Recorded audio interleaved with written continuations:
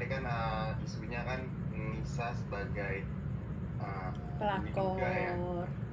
pelakor. Itu gimana sih hubungan Ayu sama Nisa ke depannya, itu bakal langgeng, bakal apa gitu?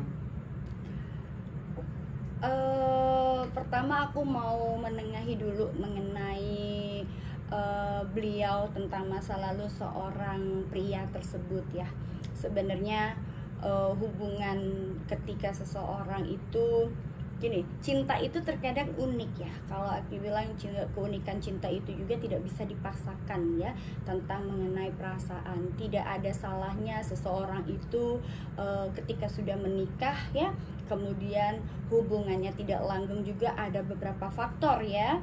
Salah satu faktor adalah ketika cinta itu tidak memiliki kekuatan feeling atau perasaan. Kalau aku lihat dalam hubungan seorang A ini terhadap mantan istrinya ya, itu memang tidak didasari rasa cinta, tapi ada keterpaksaan sehingga hubungan asmaranya pun tidak berjalan langgeng. Kalau aku lihat juga dari kacamata batin aku, bahwasannya sebenarnya cinta itu juga akan tumbuh ketika sering bertemu, kemudian adanya kenyamanan, dan juga kemudian ada ada koneksi. Bahwasanya yang namanya jodoh itu tidak bisa dipaksakan ya, dan yang menjalani kehidupan adalah mereka berdua, yaitu hati dari hati. Sesungguhnya tanda-tanda seseorang berjodoh adalah ketika mereka sudah di posisi nyaman dan memang dua hati yang memang kadang-kadang namanya jodoh itu, walaupun istilahnya yang satunya di Kalimantan misalnya, yang satunya di Australia, walaupun jarak apapun itu, kalau emang sudah waktunya bertemu pasti akan ketemu juga. Tapi yang namanya tidak jodoh, mau dipertahankan seperti apapun, walaupun mereka sudah menikah, tetap akan berpisah juga. Nah, itu adalah ada hukum alam yang berlaku di situ. Terlepas itu dalam aku bilang dalam suatu perkumpulan mereka itu dibilang ya mungkin ada juga orang yang beranggapan bahwasanya seorang N ini sebagai pelakor ya, tapi ada juga baiknya, yaitu itu tadi, kita ambil baiknya bahwasanya jodoh itu juga tidak bisa dipaksakan ya. Namun memang salahnya adalah ketika bertemu di momen dan waktu yang tidak tepat, yaitu ketika sang lelaki ini, si A ini memang sudah beristri, tapi yang menyebabkan terjadinya perceraian adalah sebab memang hubungan pernikahannya juga memang sudah bermasalah dari awal. Artinya adalah memang tidak ada kenyamanan dalam rumah tangga si A ini terhadap istrinya, sehingga itulah seorang pria kemudian mencari kenyamanan di lain. Dan mungkin di sini kalau aku lihat ya dari sikap dan pribadinya N ini, dia orangnya lebih humble, kemudian lebih perhatian ya. Kemudian mungkin secara, aku tidak melihatnya look ya, tapi kalau aku lihat flashback nih ya mengenai hubungan rumah tangga si A ini yang gagal adalah berkat tadi itu tadi. Kadang-kadang kita tidak pernah mau menyadari ya, sebagai perempuan kadang-kadang sering egois ya, bahwasanya kadang-kadang sudah tahu rumah tangganya itu tidak baik, tapi ya itu tadi, keegoisan itulah yang pada akhirnya membuat rumah tangga itu kandas. Dan jangan pernah menyalahkan orang lain dalam hal ini bila hubungan tersebut kemudian aku bilang itu tadi, jodoh kita tidak bisa prediksi ya. Bahwasanya kalau aku lihat kemudian sang pria ini mendapatkan kenyamanan dengan orang terdekat, karena memang lingkungan aku lihat ini lingkungannya tuh kecil sekali dalam grup mereka ya, sehingga itu tadi, dalam bahasa Jawa, ketika witing tresno jalaran soko kulino, ditambah lagi adanya kenyamanan ya dalam dua hati ini, kemudian energi itu tadi ya bersatu, dan ada, aku bilang ini adalah chemistry yang tidak bisa dibeli dengan apapun, maka terjadilah suatu hubungan asmara. Yang aku lihat di sini memang antara kedua belah pihak ini memang saling melengkapi.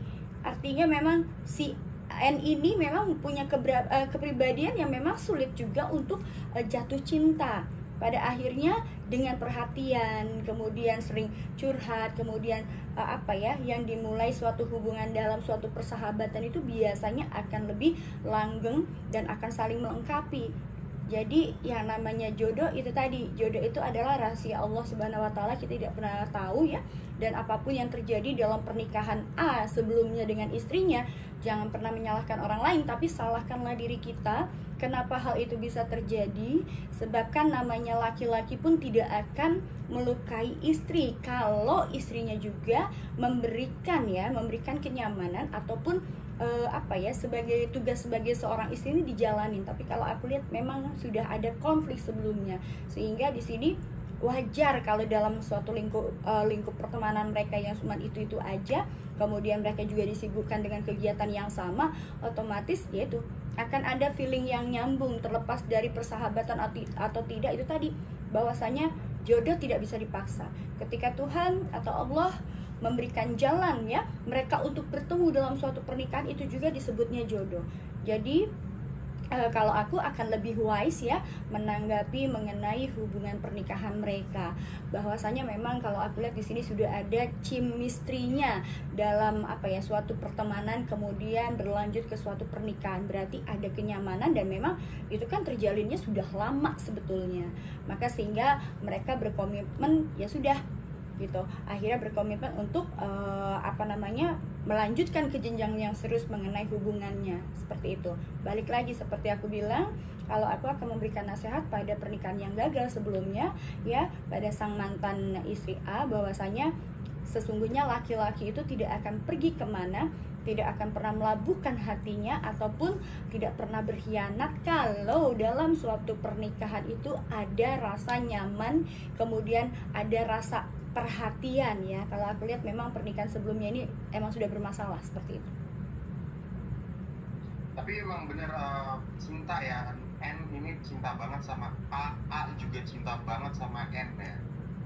Ya itu tadi, cinta itu bisa dirasakan ketika itu tadi, karena ruang lingkupnya mereka ini yang aku bilang ruang lingkupnya mereka kan dengan kesibukan yang sama di situ-situ aja ya Mas ya, dalam satu grup itu ya, sehingga terjalinnya suatu hubungan asmara karena sering ketemu, sering curhat, sering berbagi, memberikan perhatian, sehingga di situ akan timbul rasa suka, dari suka kemudian nyaman, dari nyaman kok nyambung, kemudian juga saling memberikan perhatian dan sinyal kode-kode tersebut, sehingga terjadilah yang namanya cinta, sehingga saling baper dan sehingga saling membutuhkan satu sama lain, itu tadi gitu. Dan aku lihat karakternya. Untuk kesetiaan N ini seperti apa sih ke depannya? Karena kan kita tahu ya, maksudnya kalau sosok saya perempuan sebagai pelakor itu kan pasti ada perpisahannya dengan hal yang sama gitu, dia mungkin dipelakorin orang lain juga gitu. Maksudnya kesetiaan N ini seperti apa sih? Kalau aku lihat seorang N ini sebenarnya itu memiliki karakter yang lebih pendiam ya. Karakter dia pendiam, lebih memilih kalau ada masalah dia lebih memilih diam daripada untuk mengungkapkan atau berantem. Lebih banyak mengalah daripada berantem ya. Tapi yang aku lihat memang itu tadi, kadang-kadang seorang manusia itu ya tidak pernah mau mengakui kesalahannya. Sebenarnya efek dari perceraian itu adalah ada sebab dan akibat. Suatu pernikahan itu kalau tidak ada sebab maka tidak akan ada akibat ya. Jadi aku balik lagi, dalam pernikahan itu kalau kita tahu rule-nya ya, dan tugas dan tanggung jawab seorang suami terhadap istri, itu tidak akan terjadi perceraian ya. Tapi kalau aku lihat di sini N ini lebih banyak memendam ya, lebih banyak memendam dengan perasaannya dia kepada hubungan sebelumnya. Kemudian kalau yang aku lihat terhadap N ini ya, si A ini lebih banyak memendam ya terhadap mantan istrinya. Tapi kalau aku lihat dari N ini, yang aku lihat mereka saling melengkapi satu sama lain. Secara psikolognya kita bisa melihat apakah orang itu bahagia atau tidak dan seperti apa ketika mereka bertemu dalam suatu pernikahan ya. Mereka sudah laluin itu semua, kemudian mereka dipertemukan dalam suatu pernikahan. Berarti terlepas dari itu pelakor atau tidak, setia atau tidak, tapi ketika sudah dipertemukan berarti itu adalah jodoh. Karena kita tidak pernah tahu yang namanya jodoh, maut, rezeki itu urusan Allah Subhanahu wa taala. Bahkan ada juga banyak ya kita bilang itu adalah suatu hal hukum alam yang normal. Karena kita juga sering banyak kejadian juga bahwasanya orang menikah sampai 7 kali ya, 3 kali itu ada.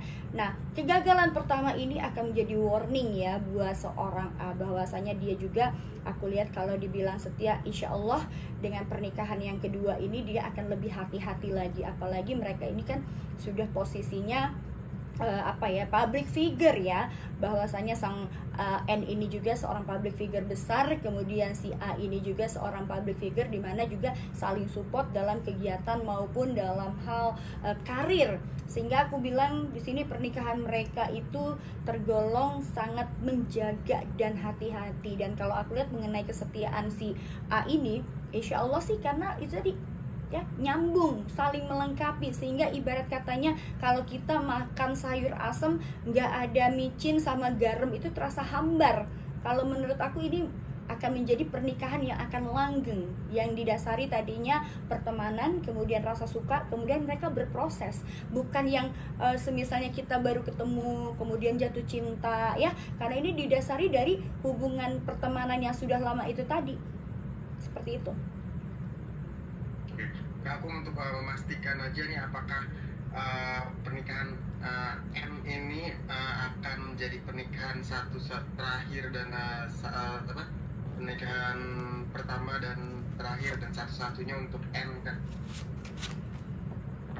Kalau aku lihat di sini untuk A itu ya, untuk A itu berjuang untuk bisa memperbaiki diri ya mengenai kegagalan di masa lalunya ya, dan insya Allah dia juga akan mempertahankan pernikahannya sampai kapanpun ya. Dia berkomitmen bahwasanya hanya pernikahan ini yang akan menjadi yang terakhir. Demikian juga dengan si N ya, dia juga sudah melalui yang namanya berbagai macam persoalan ya tentang adanya pelakor dan apapun itu yang dituduhkan kepada dia. Dia juga akan membuktikan bahwa pernikahan ini bukan pernikahan main-main dan memang sudah takdir. Aku bilang jodoh tidak bisa mereka pungkiri ya, bahwasanya emang nyambung. Mereka sudah laluin berbagai macam ujian sampai dengan berakhir di pernikahan. Mereka berdua punya komitmen dan kalau aku lihat memang jodoh dan insya Allah langgeng.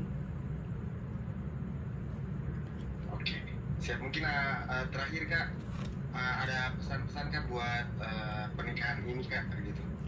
Pesan-pesannya mengenai kedua belah pihak yang akan melangsungkan pernikahan, selamat kepada kalian berdua dan mudah-mudahan pernikahan ini juga akan menjadi suatu hubungan yang baik ya untuk mereka berdua dan langgeng. Sebab kalau aku lihat yang namanya jodoh tidak akan kemana ya, dan aku lihat di sini juga chemistry-nya juga sudah nyambung, kemudian permasalahan mereka juga yang bertubi-tubi pada akhirnya mereka juga tetap bersama ya. Ini aku bilang jodoh itu kita tidak pernah tahu, maut mati, jodoh rezeki itu urusan Allah apapun itu, namun dalam prosesnya memang itu akan penuh memakan waktu dan juga bahkan persoalan ya, sebab di sini dalam lingkupnya juga yang sangat kecil. Dan mudah-mudahan ini juga mereka berdua bisa menjaga pernikahan ini dan membuktikan kepada semua orang bahwa cinta mereka itu tulus dengan kesetiaan, dan juga mudah-mudahan hubungan ini langgeng sampai azal dan maut memisahkan mereka berdua. Oh iya Kak, lupa kelewat tadi. Tadi kepikiran nanya. Untuk R sendiri, mantan istri dari A ini, apakah memiliki dendam terhadap N ke depannya atau seperti apa Kak? Kalau aku lihat sih ya, kalau aku lihat di sini dia sudah menikmatin hidupnya ya, dan juga dia di sini karena sudah menyadari kesalahan dia, oleh sebab bahwasanya adanya orang ketiga di sini adalah didasari dari adanya karma dari perbuatan dia sendiri. Terlepas dia mau jujur atau tidak ya, bahwasanya apapun yang kita perbuat, yang kita lakukan, kita akan menuai yang namanya itu tadi, hukum alam itu akan ada hukum tabur tuai. Maka sebagai seorang istri tidak layak untuk menyakiti suami dan juga harus patuh dan menghormati suami ya. Jadi di sini jadikan pelajaran ya. Dia menjadikan pelajaran ini, yang jelas di sini aku lihat adalah ada dari perbuatan dia yang memang harus harus ditanggung dia, kemudian pada akhirnya sudah terlambat ya semua itu setelah dia tidak pernah mau untuk berdamai, pada akhirnya dia menyesal. Ada penyesalan yang dalam di hati dia, tapi semua itu sudah terlambat dan ya mau gimana, dia juga tidak punya pilihan dan dia tetap harus menjalani kehidupan dia seperti semula, seperti itu. Oke. Tapi untuk hubungan R sama N ini apakah maksudnya akan terganggu gitu? Yang jelas saling berjauhan ya, saling menyalahkan pasti. Itu tadi terkadang kita itu namanya manusiawi. Kadang-kadang manusia itu tidak pernah mau mengakui kesalahan diri dia. Nah, aku akan lebih bijaksana menanggapinya bahwasanya berhati-hatilah bagi mereka yang sudah menikah. Kalau kalian benar sayang dan cinta, maka apapun itu harus bisa saling melengkapi. Jangan egois, dan juga jangan memaksakan suatu kehendak yang memang artinya di sini harus sesuai dengan kemauan dia. Karena dalam pernikahan itulah bukan main-main. Jadi harus bisa saling menghormati, menghargai. Kalau ada masalah kita cari solusi bersama, bukan lu harus begini.